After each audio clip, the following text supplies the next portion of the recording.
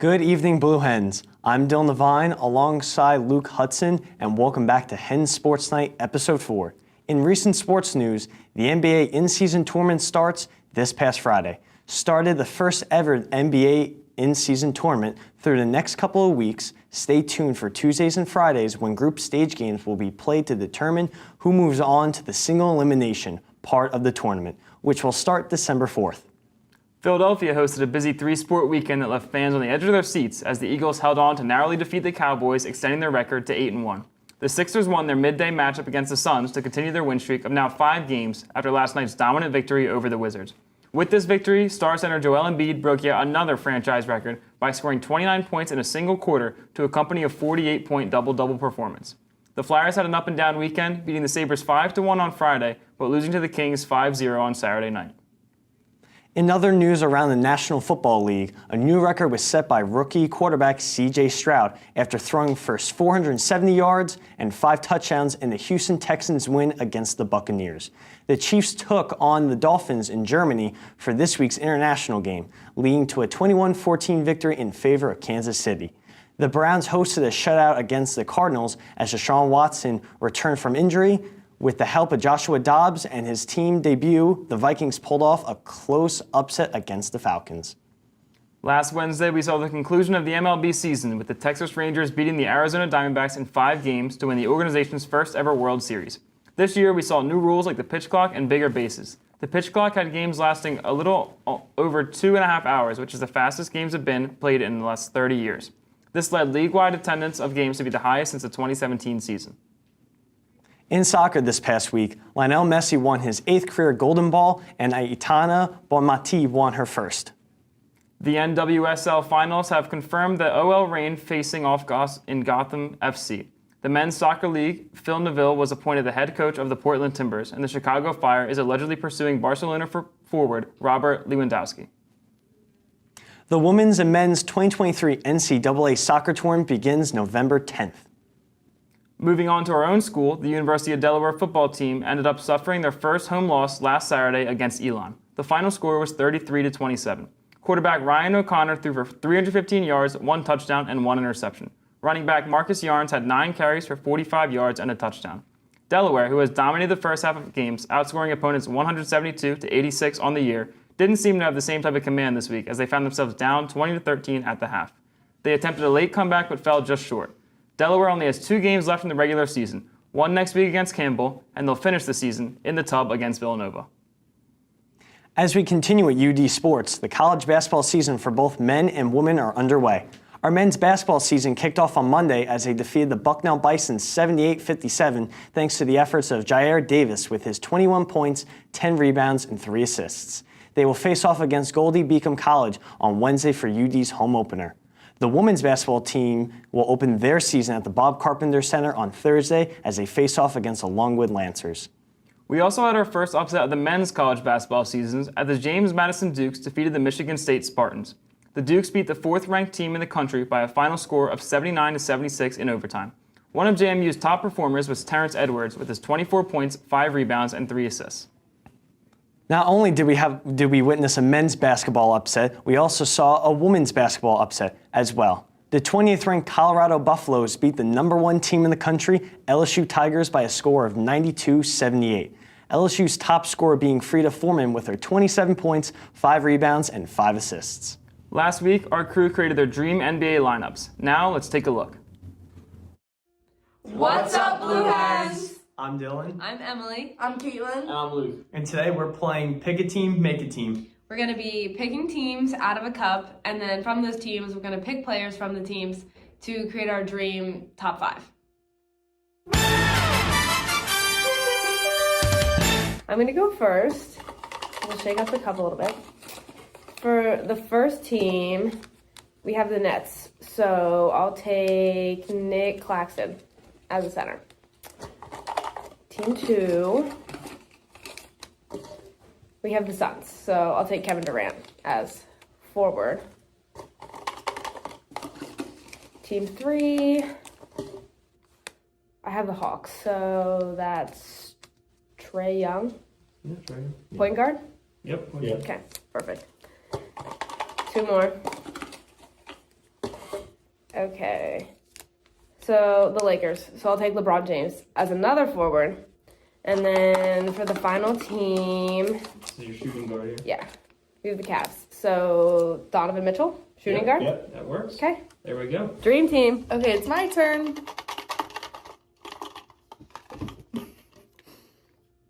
Warriors. Steph Curry, right? Yep. Yes, Yeah. Curry. I forget what. He's a He's guard. guard, right? Sixers, that's my team. I'm gonna take Joel Embiid, Mm-hmm. right? At the center. Center. Okay.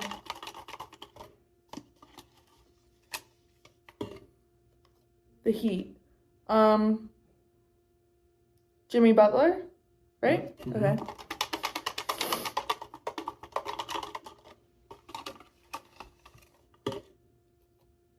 The Hornets. LaMelo Ball. Yeah, that works. He's a Guard? Yeah. Okay. You got one more to go. You need your forward here. The Bucks.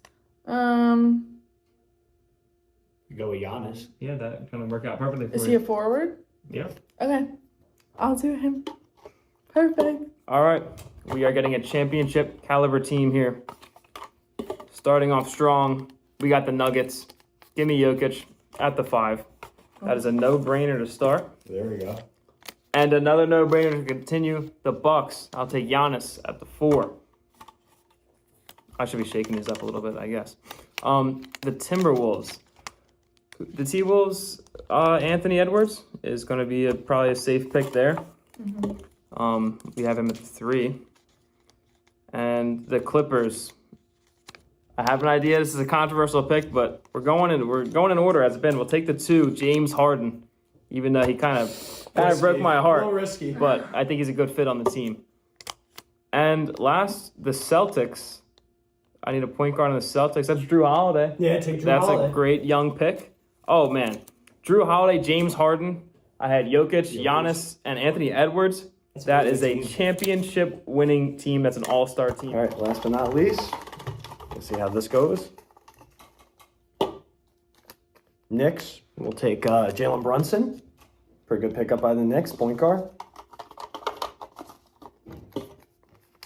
Grizzlies, we got on the Grizzlies. Got guard Marcus Smart, Marcus Smart, yeah. defensive player, pretty good. Lakers, I'll take a healthy Anthony Davis.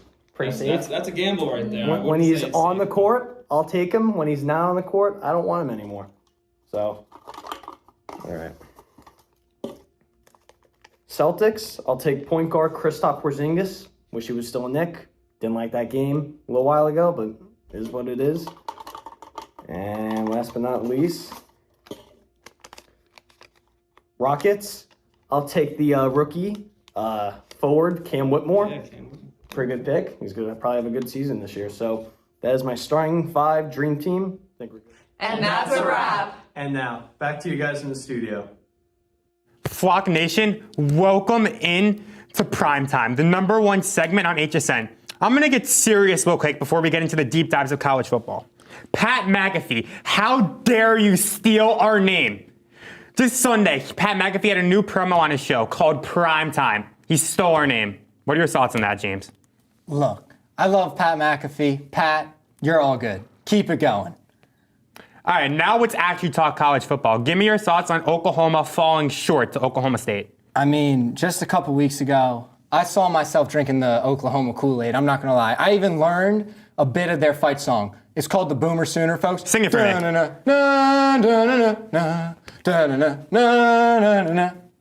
I mean, yeah, I thought Gabriel was the answer for that team, and I thought they were bound for the college football playoff. Just watching that team, I never thought they were bound. I mean, their defense I never thought was big. I saw Gabriel was just hot against that Texas game. But I'm going to give a lot of kudos to Oklahoma State. That is a well-coached football team. I mean, I couldn't agree more. Did you see them storm the field? They stole the goalpost. Yeah, I know. That's like just why? All right, next let's talk about this. Your Dame fell to Clemson. What are your thoughts on this? Okay, I'm gonna need camera 1. Zoom in on me. Okay, never mind. I guess I can't have that. But I'm gonna take these glasses off for a second and let's get real. Notre Dame. Ever since the guy Marcus Freeman's taken over, I thought he was the answer. I thought the Freeman era is what we needed because that guy, Brian Kelly, I was glad we got rid of him. But back-to-back 3-loss seasons, I mean, dadgummit, man, we need to do better. We got to come back next season. I'm calling it right now. With the expanded playoffs, Notre Dame, college football playoff next year. Go Irish. Are you going to give Clemson Tigers? You're going to give the Clemson Tigers any credit for beating Notre Dame or no? Oh. You heard what Dabble said. You got to start buying stock in Clemson. You're just not buying your stock right now. Absolutely Like not. you're not on that Robin Hood. You're not buying the stock. No, I'm not buying the stock. Look, did they maybe not have their best player Shipley? Yeah, but it just came down to that kid Sam Hartman. I love him. He just couldn't throw for anything Saturday. I mean, it's happened a couple times this year, but it's okay. Look, we're going to come back. We're going to get a new quarterback for next season, and we're going to be ready to perform. All right, let's hit on the college football playoffs. So the rankings, the top 6, they stayed the same.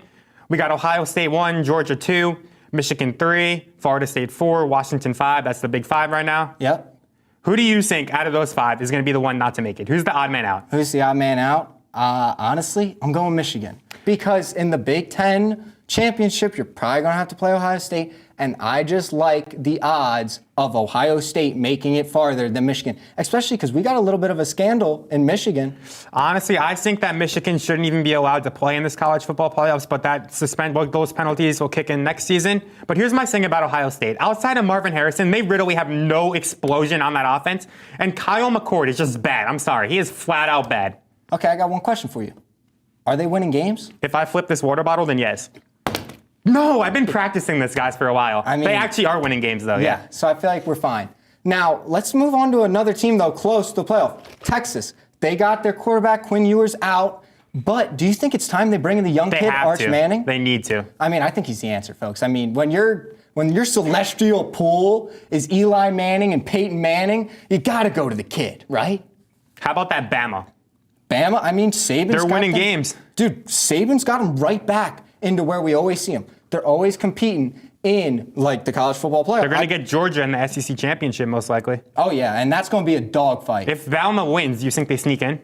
Oh, of course, yeah. If you win your, conference's championship, of course you're going to make it to the college football playoff. And we'll just talk about another team that's undefeated that we just haven't hit on real quick, Washington. To me, Michael Penix is the best quarterback in the nation right now. I mean, it's hard to disagree with you. I mean, maybe when it comes draft time, we're going to change our minds and maybe go back to USC's Caleb Williams.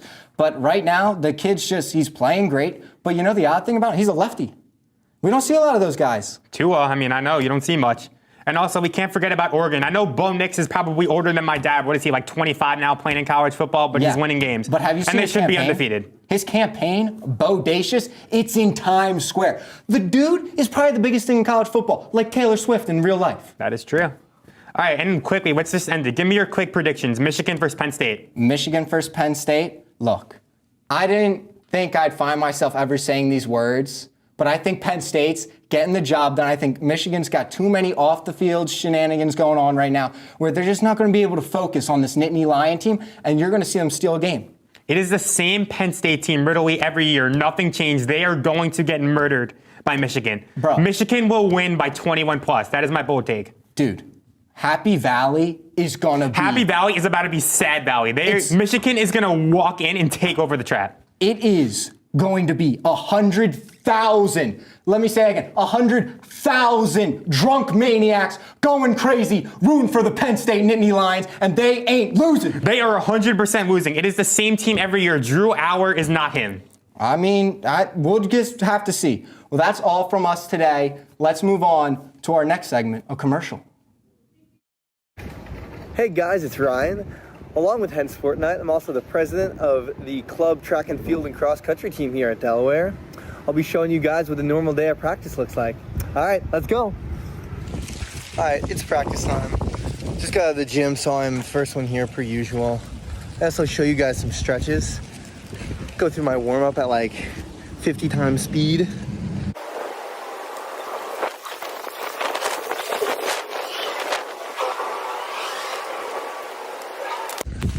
Alright, that was just some of them. I mean, it's club. No one really stretches fully anymore because, you know, you do as much as you want to put in. Alright, practice is getting underway. Girls over there, guys are warming up over there. I think I'm going to do 4 miles today. Probably not too bad. I mean, I'm still Still a bit tired from this weekend, even though it's like a little taper week. I'm with my boy Vinny here. One of the freshmen. Great to see you guys. Shut up, Vinny. He'll be doing 4 with me. I think we got a good squad doing 4 today. But we'll see. All right, here's my distant captain, Dan Jerome. Dan, how many miles are you doing today? I already did 2 to warm up. Now we're gonna do 4 more. A little easy mileage day, nothing too big, you know. We starting to run. Got the watch going. Let's go, Dan. Let's go, Vinny. We moving. Hopefully you could hear me over this wind. It is very windy today. The Cleve light, every single practice we wait for it, without fail. At the end of the run, it is a nice break though, so I'll take that. Being white clay, immaculate views. My God, it's so shaky. Vlogging during this is gonna be such terrible content, but we'll be good. We got the squad, me, Sid, and Vinny. The 4 squad for today. We 1 mile in, about 8 minutes. You know, not too fast, but I also don't feel good, so it's really not a good mix. May have to slow it down a little. We'll figure it out.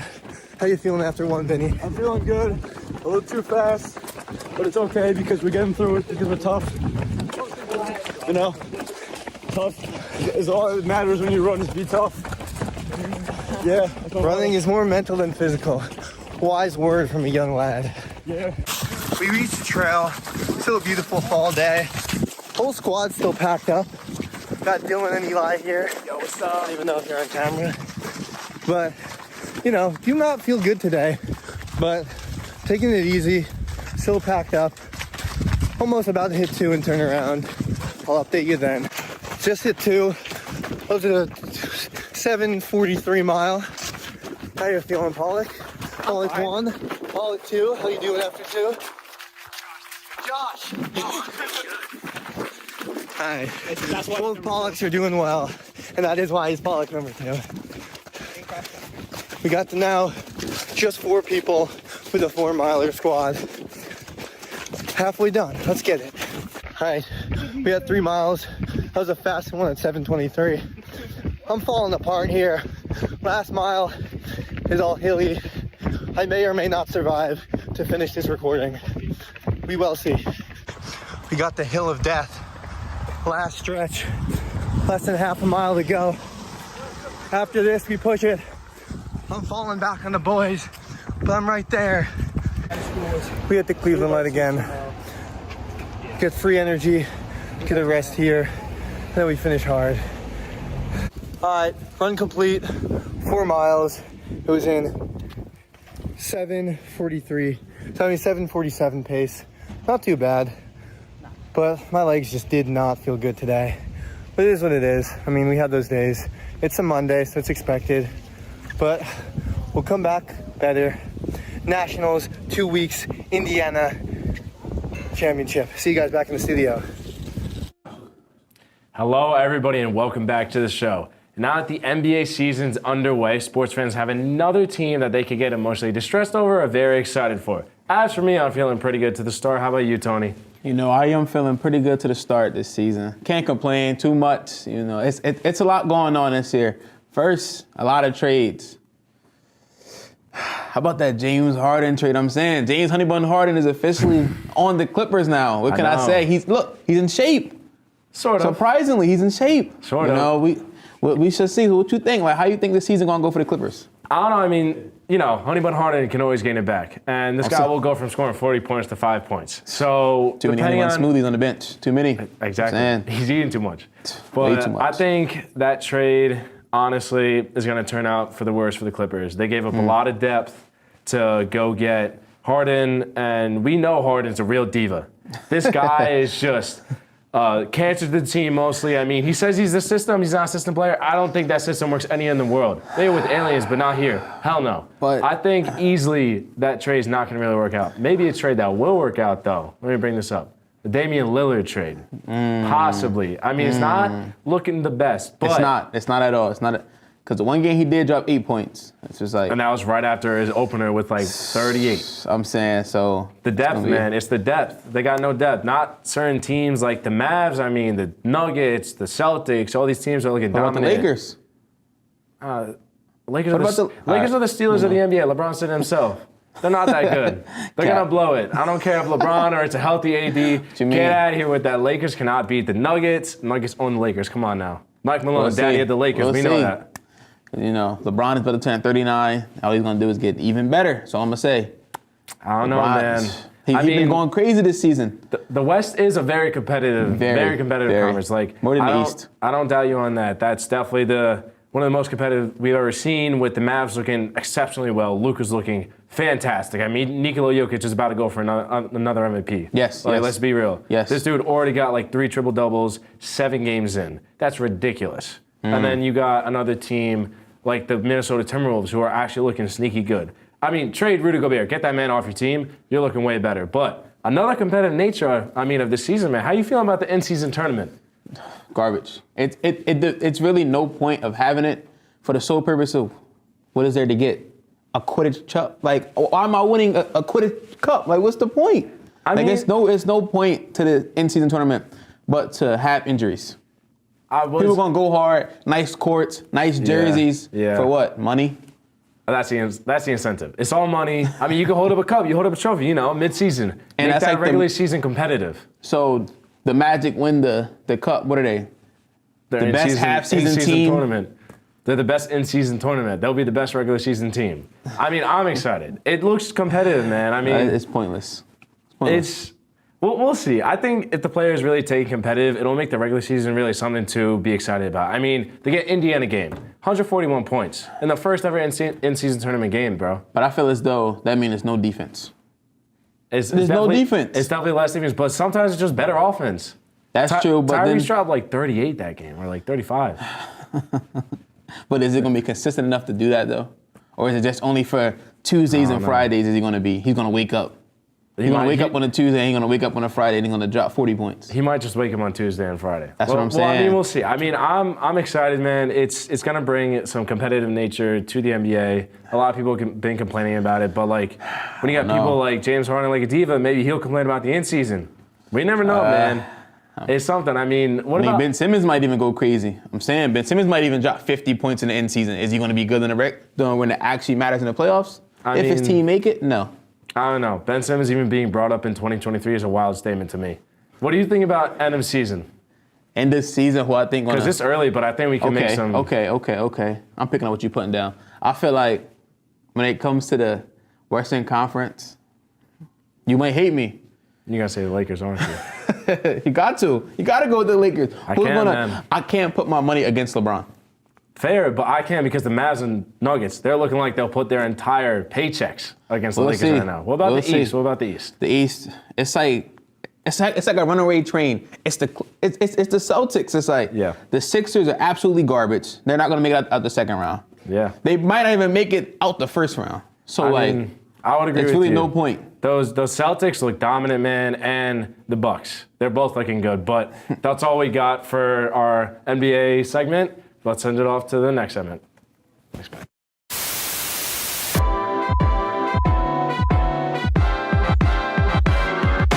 49 News starts right now. I'm Emma Schneider here with your entertainment news. I'm Laura Daly here with this week's weather update. We could see the clouds are moving in to the area as the night progresses. I went out to find out what students really think. Let's see what students at the University of Delaware have to say. Here's what you can do to keep yourself safe during this holiday season. Sadly, that is all we have for you tonight on 49 News. It's back. We're back. Hens Sports Night, your University of Delaware sports broadcasting show. That team from Boston. Just because they got a leprechaun don't mean they're going to be lucky. How has your experience been playing field hockey here? How magical was the beginning of the season for you guys? Who are you rooting for this World Cup? Probably the USA or Scotland. Watch the play. I don't think I've seen it though. Yeah, you can't guard them. That's not your body. It's her first time in 10 years. So we're like kind of at the same level. Welcome to Real Talk. What is the best Halloween candy? You had to play a song every time you came into the room. What song would it be? This movie's bonkers. Let's get right into that. Yeah. Do you guys like pickles? No. I love pickles. I'm so excited. You see Kanye West as this icon, as this person, and he said some anti-Semitic things. So it's like, how do you deal with it? There's nothing scarier than a student-run television show with an audience of 13. Do you mean bi-weekly? Don't they look stunning? What? I don't want to hold you back, What now? McKinley! Shut the hell up! Let me just leave these babies here, Ricky, while I head on up to the saloon for the hour. I'm just gonna. I've been your host, Lauren Kapp, and this is the Bi-Weekly Show.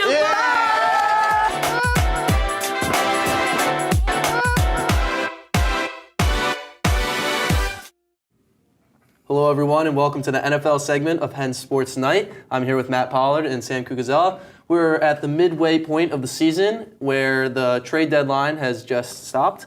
And first, we're going to talk about my team, the Philadelphia Eagles. We signed two main big guys, big trade signings with Julio Jones and Kevin Byard. Matt, what do you have on that? I mean, obviously, two big names right there. Julio Jones, obviously a former Pro Bowler, one of the best receivers of all time. He's definitely going to come in and help A.J. Brown and Devontae Smith out. And even though he might not get as many catches and yards as he used to, hopefully he'll be able to draw some targets away on defense. And then Kevin Byard, obviously he was a Pro Bowler many times. So hopefully he can come in and be a really good piece on our defense and help them out because they haven't been really good this year so far. Yeah, 7 Pro Bowls for Julio Jones and 2 for Kevin Byard. But Julio Jones only with 3 targets this year, but one of them for a touchdown. So with an already stacked wide receiver core with Devontae Smith and A.J. Brown, of course. Can't hurt. Sam, what do you have? Yeah, so I think I'll start off with Julio because honestly it's less of a significant transaction than Byard. I think Julio's good, but he's not wide receiver 1, which it's not a big deal for the Eagles. They have A.J. Brown and they have Devonta and a bunch of other receiver depth. But I think he's a good signing, can help take away from coverage from Brown and Smith. I think it could be a pretty valuable signing later on in the season. And with Byard, I think that was the big one. I have no idea how Howie Roseman does it. 3 years ago, he was on the hot seat, and next he's going to get Derrick Henry for the 7th rounder and have a cheesesteak. It's unreal what he's doing and how he's fleecing Tennessee. Yeah, the Eagles are the 1 seed in the NFC and the best team in the NFL right now. But now we're going to transfer over to the Washington Commanders' absolute tanking on the defensive side. They're sending Chase Young to the 49ers and Montez Sweat to the Bears. Matt, what do you have on that? I mean, obviously Chase Young, as long as he can stay healthy, he's going to be really good for the 49ers. And they already have big-name guys like Nick Bosa and Fred Warner. So that defense could be really scary as long as he stays on the field. And then Montez Sweat to the Bears. I mean, the Bears aren't really good this year. But in the future, if they keep him for a few more years and they get a few more pieces, they could actually be a good team as long as they do good in the draft picks coming up. Yeah, we unfortunately haven't been able to see Chase Young in a 49ers uniform just yet because of the bye week, but with a 3-game losing streak, they got to pick it up. That will help. And Sweat, we were able to see on the Bears pretty nicely last week. But Sam, what do you have on the Commanders trades? Yeah, so I mean, obviously the Commanders are kind of going to a rebuild. They understand that this isn't their peak year. I think it's good they're kind of dealing these expiring contracts. Young, I think, is a very valuable piece as long as he's healthy, which has been a pretty big if for the last few years. But if he does, that defense is an already scary defense is looking even scarier. And Sweat to the Bears, I don't quite understand as much because the Bears are giving up valuable draft capital. But at the same time, Sweat is a genuinely talented player, and I do commend Bears general manager Ryan Poles for being able to make these aggressive trades, even if they don't always work out, like last trade deadline when they acquired Chase Claypool for a second, and when they dealt Roquan Smith for a second-round pick, which, as a Ravens fan, obviously, I was really in favor for that. Yeah. Now we'll move on to Josh Dobbs, the journeyman of the NFL this year. He's now on the Vikings. He was able to play last game without even knowing the offense at all and lead them to a victory over the Falcons. Matt, what do you say? I mean, it's kind of crazy. The dude literally came over not even a week ago, didn't know his teammates' names at all, and he was thrown in the middle of the game when the other quarterback got injured, and he somehow led them to a win, which was one of the most insane things that happened in the whole NFL season so far, in my opinion. Next, we'll move on to Carson Wentz, where he just signed with the Rams just a couple hours ago. Sam, what do you got to say on Carson Wentz? Yeah, I was in the library and I saw that notification. I was like, I knew that he was going to sign somewhere. I just had no idea where. It could be a good signing for the rest of the year. I mean, the Rams, NFC is kind of weak. They got to make a push. He's the best quarterback on the market. Yeah.